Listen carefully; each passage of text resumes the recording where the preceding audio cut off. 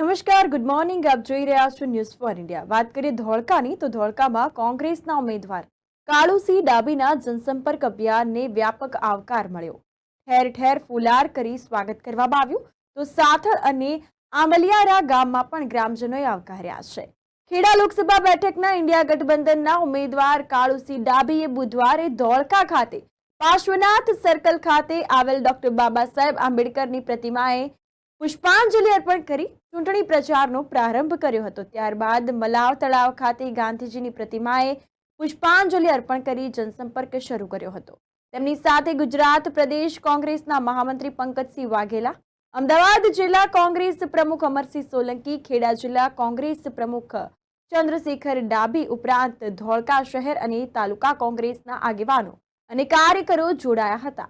જૂના bus stand, Alka road, lucky Chowk, Choksi Bazaar, Dana બજાર, tower બજાર, મોચી બજાર, બુરુજ રોડ, રેનવાડા થઈને સુનારકોઈ વિસ્તારમાં ડોક્ટર બાબા સાહેબ આંબેડકરની પ્રતિમાએ પહોંચી પુષ્પાંજલિ અર્પણ કરી અને રસ્તામાં ઠેર ઠેર કાળુસિંહ ડાભીનું ધોળકાની પ્રજાએ ફુલાર પહેરાવીને સ્વાગત અને સન્માન કર્યું. સફળતા માટે આશીર્વાદ આપ્યા હતા.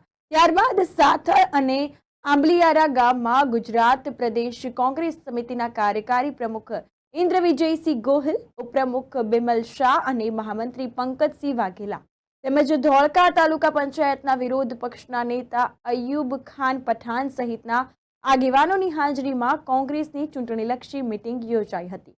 આ બંને ગામોમાં પણ સારો પ્રતિસાદ મળ્યો હતો. જનતા પાર્ટીનો અહંકાર એ સાતમા આસમાને પહોંચી ચૂક્યો છે. આ દેશમાં દિવસે ને દિવસે શિક્ષણ મોંઘું બન્યું છે. આ દેશના વિદ્યાર્થીઓની હાલત ખરાબ થઈ ચૂકી છે. આજુબાજુના ગામના યુવાનોને જરા તમે પૂછજો કે સરકારી નોકરીમાં ક્યારે આ વિસ્તારમાંથી કોઈ યુવાનો લાગ્યા છે કે નથી લાગ્યા. સરકારી નોકરીની પરીક્ષા આપતા હોય તો દર વખતે પરીક્ષાના પેપર ફૂટવાનું કામ આ સરકારની અંદર થતું હોય છે.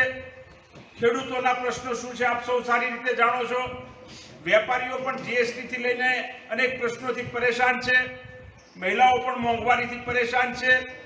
ભારતીય જનતા પાર્ટીના આ શાસનની અંદર જો કોઈ ખુશ હોય તો એ માત્ર ને માત્ર જુદી જુદી કોર્પોરેટ કંપનીઓ છે. ધોળકા મત વિસ્તારની પણ વાત કરીએ, અમદાવાદથી નજીક આવેલો મત વિસ્તાર છે. જુદી જુદી chemical park, industrial park, textile park આ વિસ્તારમાં આવેલા છે. એનું કેમિકલ વાળું પાણી નદીઓમાં છોડવામાં આવતું હોય, જમીનમાં ઉતરવામાં આવતું હોય અને આ વિસ્તારના લોકોના સ્વાસ્થ્ય સાથે પણ ચેડા કરવાનું કામ આ સરકાર કરી રહી છે.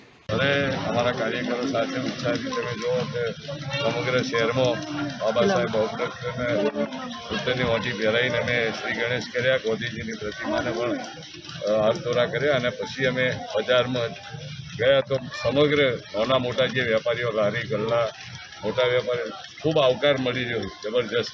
અને આ ખેડા જે લોકસભા છે ખૂબ જંગી વોટથી જીતવાની છે. 2 લાખ ઉપરની લીડ. અને અન્ય વિસ્તારોમાં પણ કેવું છે સમર્થન મળી રહ્યું? બહુ સરસ સમર્થન. અમારા બાજુ મૌજા છે, અમદાવાદ છે, આપણે નડિયાદ છે, માતર છે, કપડોદ છે. કપડોદ અમારી પોતાની બેઠક છે એટલે ખૂબ સારો આવકાર મળી ગયો, જબરજસ્ત. અમારા ચકડાસીના મૌજામાં પણ સારો આવકાર મળી ગયો. ચારે બાજુ એક પણ વિધાનસભા માઇનસ થવાની, બધી પ્લસ થવાની. અને આ વખતે ખેડાની બેઠક 2 લાખથી જીતી જશે. અને ગુજરાતમાં 12 થી 14 બેઠકો ઇન્ડિયા ગઠબંધનની આવશે અને દેશમાં ઇન્ડિયા ગઠબંધનની સરકાર બનશે.